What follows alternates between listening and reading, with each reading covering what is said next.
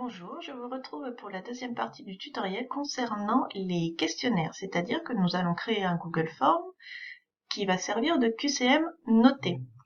Donc comme dans le tutoriel précédent, dans Nouveau plus Google Form, nous cliquons et nous créons un Google Form. Ici, moi, mon Google Form, il est déjà créé, donc je double-clique dessus. Et voilà, il est ouvert. Si vous remarquez, j'ai personnalisé mon questionnaire et j'ai déjà inséré des questions à choix multiples. Toutes mes questions ont un petit astérix rouge, donc ça veut dire que mes questions sont obligatoires. J'aurais très bien pu insérer des images, j'aurais très bien pu rajouter des sections, des vidéos. Ici, c'est juste pour vous montrer comment fonctionne le QCM noté. Nous avons notre questionnaire. Dans les paramètres, ici, ça y est, c'est déjà fait, nous avons personnalisé l'esthétique de notre questionnaire. Dans visualisation, ici, voilà ce que les élèves vont voir, avec à la fin envoyer. Nous allons donc maintenant dans les paramètres. Dans les paramètres, nous allons, comme tout à l'heure, collecter les adresses email, limiter l'accès aux utilisateurs de l'ENT. Nous allons limiter à une réponse. Les élèves ne pourront pas répondre plusieurs fois au questionnaire. On va leur envoyer une copie de leur réponse. Si le répondant demande une copie, s'il veut voir ses réponses. Les répondants peuvent modifier les réponses, non. Consulter les graphiques récapitulatifs et les réponses sous forme de texte, non.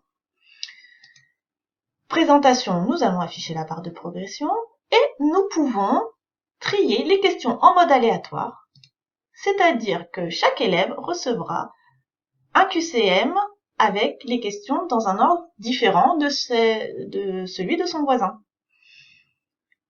Et dans le questionnaire, ici, nous allons convertir notre formulaire en questionnaire. On peut publier la note immédiatement après chaque envoi ou plus tard après l'examen manuel. Nous allons l'envoyer directement après l'envoi. Le répondant peut voir donc les éléments suivants, les questions aux réponses incorrectes, les bonnes réponses et son nombre de points. Enregistrer. Là, cela nous indique que le formulaire va collecter automatiquement les adresses email des utilisateurs, donc pas besoin de demander le nom et le prénom de l'élève puisque son adresse mail apparaîtra. Et nous allons sur la question 1, 2 x 6. Ici, on voit qu'en ayant transformé notre formulaire en questionnaire, nous avons une nouvelle option qui apparaît ici, corriger, c'est-à-dire que nous allons rentrer le corrigé de la question. On clique dessus. Il nous demande de choisir les bonnes réponses. Ici, on n'en a qu'une, 2 x 6, 12. On a une petite tic verte qui apparaît. On dit que cette question vaut 1 point. Et nous terminons. Alors, juste un petit inconvénient, on ne peut pas mettre de demi-point sur le formulaire. Voilà, pour information. Nous faisons la même chose pour la question 2. On clique sur la question 2. On clique sur corriger. 3 x 7. Alors, on va d'abord corriger. Ici, nous mettons 21.